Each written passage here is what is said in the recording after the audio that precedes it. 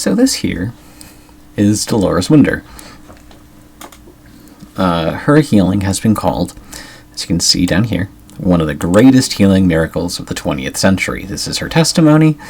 I've listened to it. I found out about it from this video here. Actually, I need to go to this moment. That's an example. Oops. There we go. So yeah, I don't believe her story, but I'm going to let her tell her story, and then I'll tell you why I don't believe it. You know, the Lord had to give me a voice back. In one of the surgeries they did, when they did what they call percutaneous cordotomies, it's to deaden the body so you can no longer feel pain. They could not control the pain, so the only thing they could do was deaden my body so my body would not connect with my brain and tell me there was pain in my body. This is irreversible. And they did the first one, deadened the right side of my body from my neck level down. Less than a year later, they did the second one, came above my waist on the left side. They couldn't come any higher because my heart and my lungs were so bad that I would not automatically breathe, and I would die the first time I went to sleep. But they did come as high as they could. This meant I had no more control over body functions because I did not know what was happening in my body. And I could not walk because there was no way I could know what foot was going out. Okay, so that's actually enough for me to start talking and telling you why I don't believe her story. And this was actually kind of like where I thought I'd caught her the first time when I had initially heard this story. Well, not the first time. It's one of those things I didn't catch it until the second time through. But then in my subsequent research, I found out that it actually wasn't something that technically was a problem, so it was kind of funny. So, I mean, I guess if you see up here, you can see I've been doing some reading about some cordotomies. And yes, okay, it's PubMD and stuff, but, you know, this is still from the California Journal of Medicine from the 1970s. So this is around when Delores was healed, so that's important to remember. So I'm just going to go ahead and tell you what makes me think that she's just lying about having had 2 percutaneous cordotomies, and it is right here. If you can see my mouse cursor, it says here, sense of touch and proprioception remain intact. You see, the point of a percutaneous cordotomy is to numb the sensation of pain while still keeping as high a quality of life as possible. So they tend to not want to, like, completely deaden it. What they would do is remove the area that feels pain while leaving the other 2 senses intact, because they can actually do that. That's pretty crazy, right? That's insane. Now, the thing I thought was a problem originally was when she said that it cut off at the waist, because I personally thought, like, well, that's nonsense, right? Because it's a surgery done on your spine, so I thought it would always emanate downwards from that point where the damage was done. But apparently they can actually target more specifically, but it's not exact. Yeah, so it says here it is oh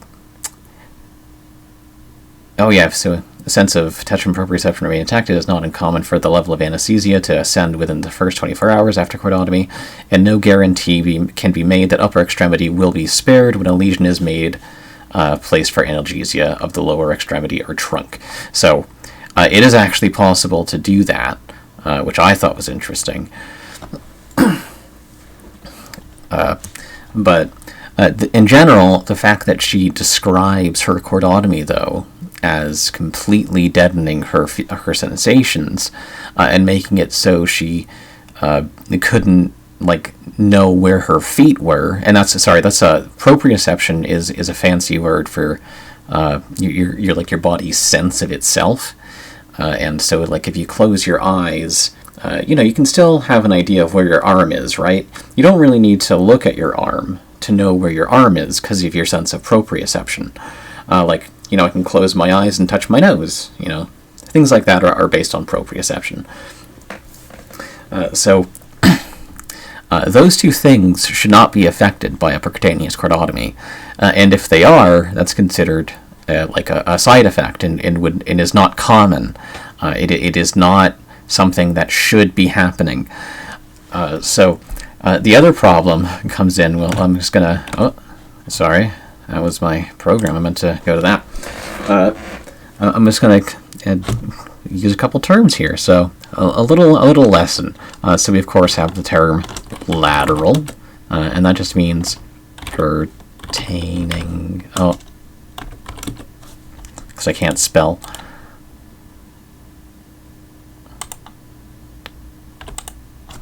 To side. Fuck it. Then you have, like bilateral. Yeah, both sides. And then you like unilateral, one side, etc. and so forth. I'm just going to get rid of that because I feel embarrassed. So yeah. Lateral, pertaining to a side. We also have a couple of impulses. Oh, and then, yeah, we have a proprioception. And again, that was just your body's sense of self. Then we also have nociception. I misspelled it, sorry. Maybe I didn't, I mean, I wouldn't be surprised if my word processor doesn't have it. And then, you just have, like, touch.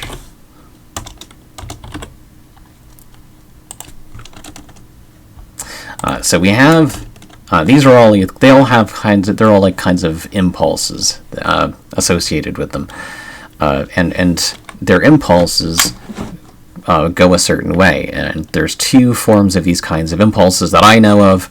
There's probably a lot more. This shit's complicated. So you have contralateral, and that means it starts on the left or right side and ends on the opposite side. And then you have ipsilateral. And that's when it starts on one side and remains on one side.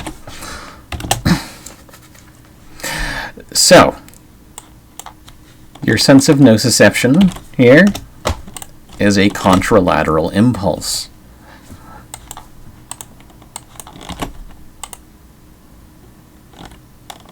Oops, I meant to copy that. Well, your proprioception and touch are both ipsilateral, so I guess I'll just, there we go. So what that means is, when Delores talks about having her chordotomy performed, and she says, the first one was done on the right, and it left her completely numb from the right side down. That is incorrect for a couple reasons, actually. So the first reason is because, like I've said already, if performed correctly, you should not have a total loss of sensation after a chordotomy, or a percutaneous chordotomy. That's the problem number one. Problem number two comes in at, because both proprioception and touch are ipsilateral impulses, while the nociception or pain impulse is a contralateral impulse. What this means is, when you're performing surgery, like a chordotomy, where you make a lesion to deaden the area, it will affect the same side, or the ipsilateral side impulse, on the same side it was made on. So, like, if you have a lesion on the right side of the brain, it would, in the case if you accidentally somehow caused a loss of sensation, like touch or proprioception, would be on the right side. Whereas, when doing a chordotomy, and doing it correctly, like not causing those losses of sensation, it would be the opposite. So you would make the lesion on the right side if you wanted to target the left side of the body for pain control. And then, you target the left side of the spinal cord if you wanted to control pain on the right side. So if something actually had gone wrong in her surgery, which can happen, and she ended up with some form of weakness or loss of touch or proprioception after her surgery, it would still cause a loss of pain on the one side, and then on the other side, it would cause a loss of touch and proprioception. It would not cause all three on the same side. It cannot cause all three on the same side. So that means her description of percutaneous chordotomies is completely wrong in a number of ways. And to me, I think that's pretty substantive for me to be able to say, I think I've been able to establish that she's pretty clearly not telling the truth about having the surgery performed on her. I'm just going to let her continue talking, though, because I decided I would walk. She's going to go on to talk about how she would walk. Actually, I do kind of want to play this because I think it's funny. I would not be in a wheelchair permanently. And I learned to stand up with help. I couldn't do it alone. And I could shuffle until I would see, looking down over, I wore a big neck brace and a big body cast, but I could look down over and see which foot came first. And then I could somehow drag that other one. I could not lift my feet to them. So, yeah, I just find that funny. She's like, somehow I could drag it forward. I'm like, oh, great. I didn't believe it until you said somehow you could drag it forward. That made it more believable. Like, how'd you drag the first one forward to begin with? You didn't know which one you were shuffling forward, then you look down, and then you can drag the other one somehow? Like, that doesn't make sense. Anyways. Walk. And so I'm into what they call healthy surgery. 5 surgeries in all on my back. The one they did through the abdomen, hoping if they put the bone into the front of the spine, it might hold longer. But I had a disease they called pseudoarthrosis. Everything was in the bloodstream to make healthy bones, but my bones would not take it out. It took no nourishment. And so I'm into what they called acute advanced osteoporosis. Okay, and so this is like where the other problem really starts to come in, is her description of her osteoporosis. Now, I guess I should have started with, I'm not a doctor, so you do have to take, grain of salt with this. I feel like I have been able to mostly establish these things. I have some education in this stuff. I'm a veterinary technician, so I'm not completely not nonsense to all this. It's not like I knew nothing going into this, but I have some knowledge, but I'm not at a doctor level or anything. But her osteoporosis is very confusing. Because the way she puts it is all the material is in the blood for it to pick up the nourishment, but the bones don't, which isn't really how bones work. They're living, right? Your body is constantly producing more bone. It's not necessarily picking up nourishment from the blood. It's not really what's going on, as I understand it, anyways. And typically, when we're looking at osteoporosis, it's related to levels of estrogen in the blood, because according to, and again, it's PubMD, but here at a cellular level, bone and estrogen inhibits the differentiation of osteoclasts, thus decreasing their number and reducing the amount of active remodeling units. So basically, that just so you have more estrogen, and it prevents more osteoclasts from forming. And osteoclasts are what break down your bones. It's a cell your body makes to break down bones, and sometimes it does that because they are living, and sometimes your body needs to take some calcium from your bones and put it into your blood. Your body's a complicated place. So that's a little bit weird.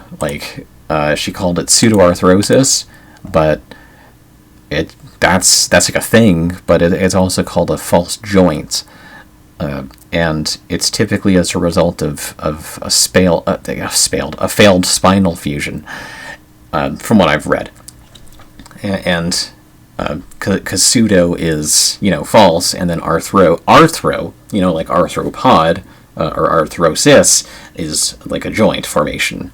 So pseudoarthrosis is a false joint formation. And so I don't really, and that can happen as a result of osteoporosis, but it is not like the name of osteoporosis or anything, so I don't know what's going on there. So yeah, I wanted to look at this though, because this is supposed to be the X-ray or her myelogram of her spine, of her lumbar spine, I guess, but just. This is not a very helpful diagnostic tool for so many reasons. The first and foremost is you don't even know really what that is. And you could look at this and be like, well, that's clearly a vertebrae. Okay, it's a vertebrae. But lots of things have vertebrae. It could be like any mammal at that point. And I mean, okay, so it's pretty... It seems pretty sizable, so it's not a small mammal, I guess. But, you know, it can be lots of kinds of reptiles. So it's just hard for me to like look at this and be like, oh yeah, that's definitely her X-ray, because there's no information here, not within the X-ray field. There's not even a marker here. So like this is worthless, frankly. And I just, but like down here, I guess is the spinal fusion. But I look at her bones here, and this is apparently from 1975, near when she was healed. So this would have been like her having osteoporosis for like 19 years. And I gotta say, this bone here, for 1975, considering the quality of the X-ray, you know, and the fact that she has osteoporosis for so long, that actually doesn't look like a terrible bone to me, taking those things into consideration, right? So that's just me, but I just found that funny. But yeah, so that's why I don't believe Delores. And her osteoporosis also has the problem of it doesn't sound credible in other ways. Like, first off, they mention, and Caleb mentions that they took bone from her arm to make a fusion, which is something they do sometimes do. And you know, you typically want to use the person's own bone because that has less of a chance of the body rejecting it. But if she has osteoporosis, then it makes zero sense to make the fusion out of her bones. It really doesn't. Now, you can correct me if I'm wrong on that, but that just doesn't seem very logical to me.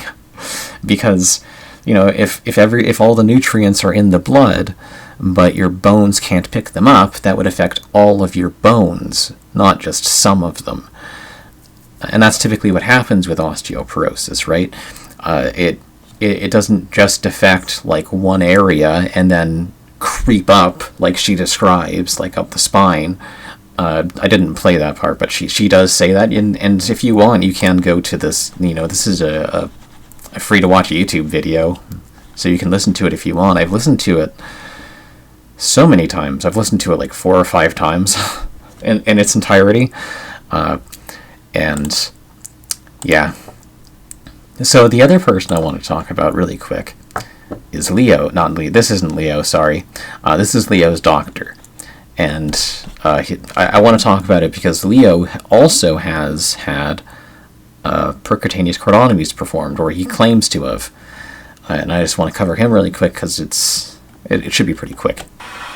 His 5th operation was an operation for relief of pain, which was intractable. It was a chordotomy done in his upper spine, which left him totally without sensation from the shoulders down. Service started 3:20. Okay, so then we have Leo's testimony, and I'm going to play some of that because I think it's funny. But so the doctor there made like kind of a mistake. So again, he says it left him totally without sensation from the neck down, when, as you know, oh, and then this was another one actually. This is from the Vancouver Functional Neurosurgery. And as you can see here, interesting, the patient is able to still feel touch. They are not numb and do not describe pins and needles. They just lose the ability to feel pain within the targeted area. And then it also says, down here, the pain pathway, the spinal thalamic tract, usually carries pain from the opposite side of the body.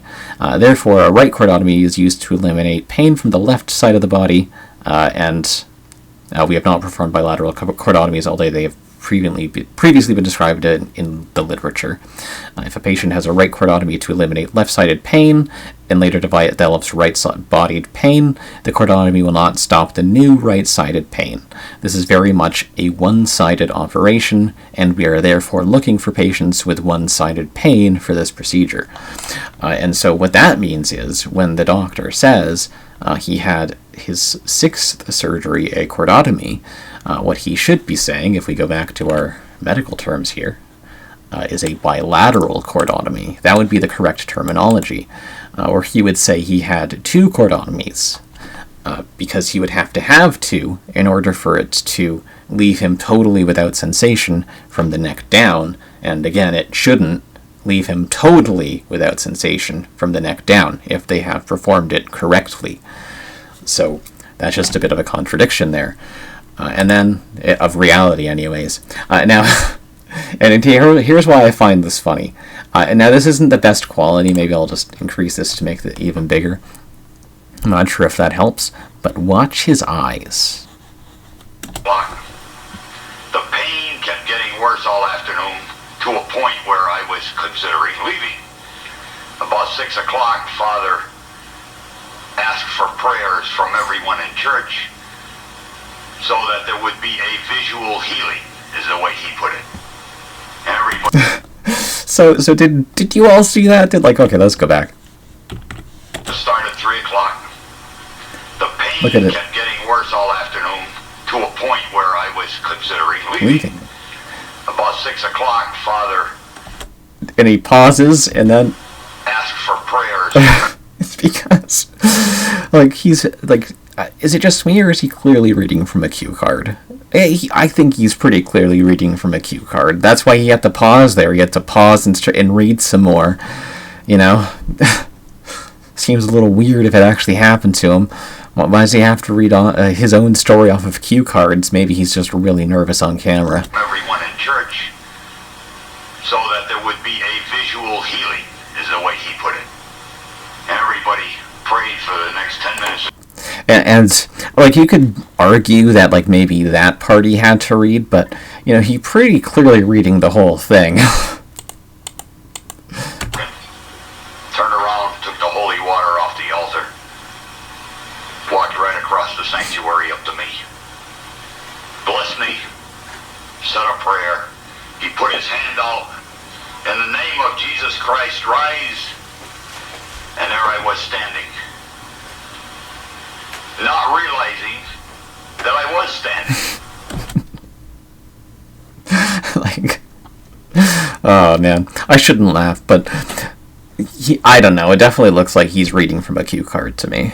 Believe me, it was like a pair And of... if you're wondering why this guy, who can't even memorize lines, and honestly isn't that great of an actor, I was standing, though I did not realize I was standing. If you're wondering why he got picked... Bend over and touch your toes, which I did. There you go, that's why. So, I don't believe either of those cases. And I think I have justified my belief pretty well. And... I'm not sure, I kind of want to do a deeper dive on Delores' story at some point, because it gets pretty... it gets really annoying. She adopts a kid, and then the kid's she's he became an emotional wreck because I couldn't love him correctly. And I'm well, why did you keep him then? When you adopted him, he was 6 weeks old, and that's when your second spinal fusion broke, and you were forever in a body cast after that. So, why didn't you say to your friend, hey, I'm sorry, but I can't really take care of this kid? And what happened to her? Like, as soon as she stops talking about the mom calling, the woman calling her to say, can you adopt my kid because my husband's dying and you're the best Christian I know, so I want it to be you to raise my kid. Like, she never comes up again. Not even, like, when she's at death's door and her son is being all whiny. He's like, well, I understand that you're dying, Mom. What about me? What about me?